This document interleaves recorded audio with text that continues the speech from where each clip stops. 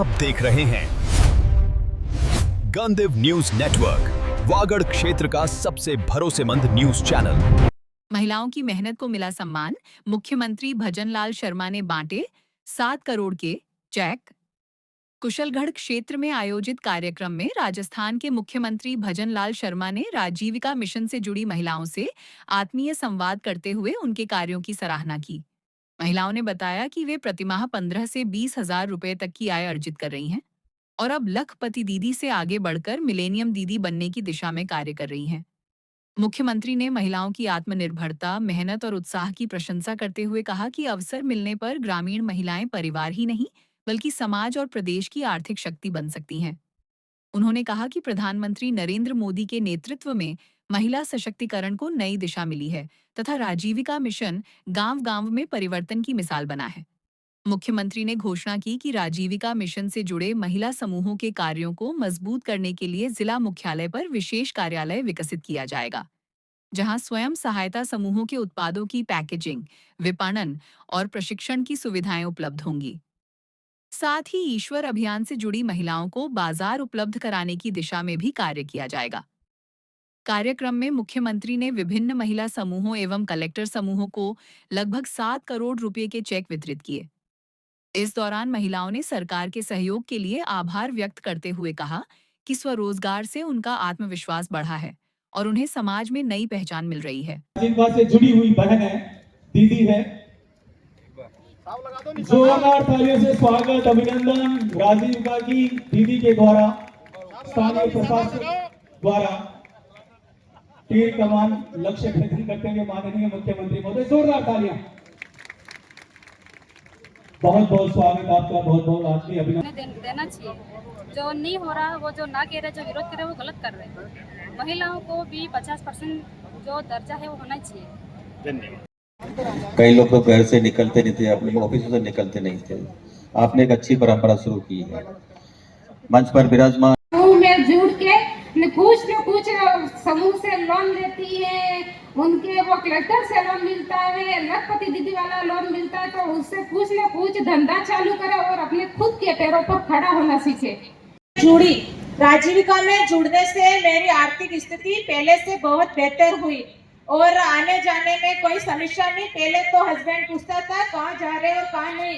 राजीविका में जुड़ने पर मैं एक बंधन मैनेजर के कार्य पर कार्य करती हूँ, तो मुझे जगह जगह कई स्टॉल जैसे राष्ट्र की मेला हो, सरस मेला हो, आदि महोत्सव हो, आकांक्षा हाट हो, वहाँ पर मुझे स्टॉल लगाने का अवसर मिला और मैं मतलब ऑर्गेनिक और केमिकल युक्त प्रोडक्ट निर्माण करती। और जैसे कि राजीविका मेलों में, सरस मेलों में वहाँ मेरी स्टॉल लगाती और अधिक से अधिक प्रोडक्ट सेलिंग किया। धन्यवाद। महीने में कितना कमा लेती है? सर 25-30 हजार हो जाता है। बहुत अच्छा, बहुत अच्छा बहन जी। अब देखिए कि छोटी सी पूंजी से आप आत्मनिर्भर बनी है, आप लखपति दीदी की श्रेणी में आ गई और धीरे धीरे मुझे लग रहा है आपका जो हौसला है, आप जल्दी ही मिलेनियर दीदी बनने वाली हैं। साहब सीएम के कार्यक्रम में बात करता हूं 5 मिनट। और उनको बैंक में जाने की जरूरत नहीं। हमारा कंसर्न, हमारे 2 पंचायत है मतलब कोई भी नहीं जाता, बैंक में कोई लाइन नहीं लगता जाके। और उनके साथ में मैं सत्यापन का भी काम करती हूँ। ये काम करते थे 15-16 हजार रुपए कमा लेती है। हाँ सर। आप शुरू में जुड़ी थी तो क्या परेशानी आई थी? सर मेरे को पता ही नहीं था कि जुड़ना चाहिए या नहीं चाहिए। 2 दीदी आई थी हमारे सीआर की टीम उधर उदयपुर से, तो उन्होंने आके बोला कि दीदी आपका आधार कार्ड दो और आपका फोटो दो, हम समूह में जुड़ते थे। हमको बोला कि क्यों हम क्या जोड़े समूह, क्या पता कहाँ जोड़ेंगे, ये डर भी लगता है। तो फिर हमने दिए कागज तो दिए, धीरे हमारे विक्रम सर ने मेरे को बोला निर्मला जी आप कम से कम फोन चला सकते। सर मैंने फोन तो भी चलाया, कीबोर्ड वाला फोन था, तो नहीं एक बार जाके तो देखो ट्रेनिंग करो तो भी आ जाए तो जाना है। मैं वहाँ पे गई, वहाँ पे सर ने मेरे को कंप्यूटर बताया, एक दिन तो फोन बताया, कंप्यूटर बता के पढ़ा ये करने 5-6 दिन किया। हाँ तो मेरे को आ गया। फिर एग्जाम हुआ ऑनलाइन, तो मैंने एग्जाम भी पास कर लिया।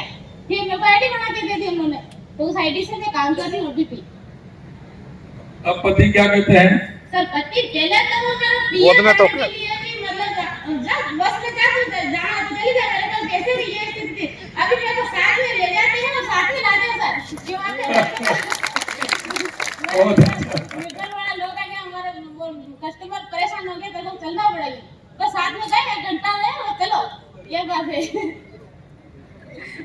देखिए माता बहनों, आपकी बहनें पहले बस में जाने के लिए जाइए आप, और अभी भी अब इनको इतना समय नहीं है कि 1 घंटे अपने वहां जा करके रुक जाए। जो महिला के लिए जो आरक्षण दिए थे, कांग्रेस ने जो विरोध किया वो गलत है। महिला जो नई बहू है उनको भी जोड़ो और समूह बनाओ और आगे बढ़ाओ सबको।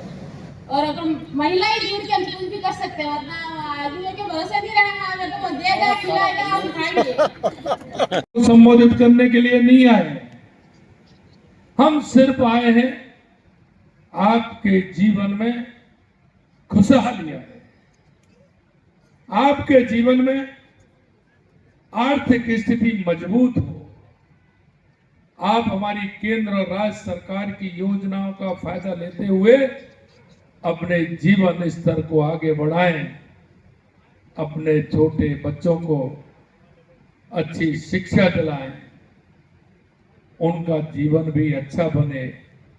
हम उस प्रयास के लिए आपके बीच में आए। मेरा मन था कि मैं एक संभाग में सिर्फ 2 स्थानों पर मेरे को जाना है, लेकिन मैं प्रतापगढ़ भी आया। आज मैं आपके सबसे जयपुर से सबसे दूर कुशलगढ़ और कुशलगढ़ के इस चुनादा गांव में मैं आपके बीच में आया। आपके गांव से मैं संदेश देना चाहता हूं, हर माता बहनों को मैं कहना चाहता हूं, मेरी माता बहनों, आप आर्थिक दृष्टि से मजबूत हो, आप अपना जीवन यापन आपको कैसे करना है, आपको आगे कैसे बढ़ना है, आपको उन विपरीत परिस्थितियों में कैसे आगे चलना है। मुझे पता है कि हमारी माता बहनें किस तरह से दिन रात काम करते हुए अपना जीवन यापन करती है, उनको क्या नहीं लाना पड़ता है। आप देखती हैं कि लगातार आपके जीवन के उत्थान के लिए हमारे देश के यशस्वी प्रधानमंत्री नरेंद्र मोदी जी काम कर रहे हैं। माता बहनों, छोटी छोटी बातें हैं, निश्चित रूप से मैं आपसे शेयर करूंगा। शेयर मैं इस बात के लिए करूंगा कि देश की 75 साल की आजादी के बाद भी किसी ने ध्यान नहीं दिया।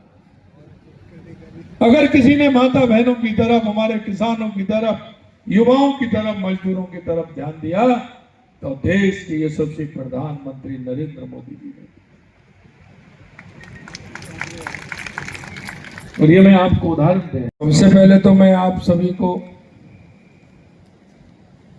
इस कार्यक्रम में आने में स्वागत करता हूं, आपका अभिनंदन करता हूं, आपका वंदन करता हूं। आप सभी को मेरा प्रणाम, आप सभी को मेरा राम राम।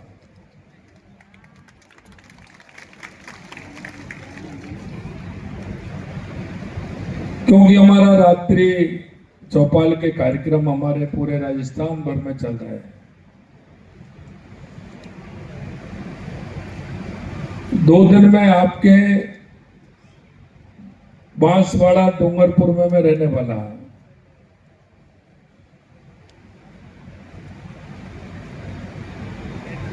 और आपके बीच में आपकी सुनूंगा भी,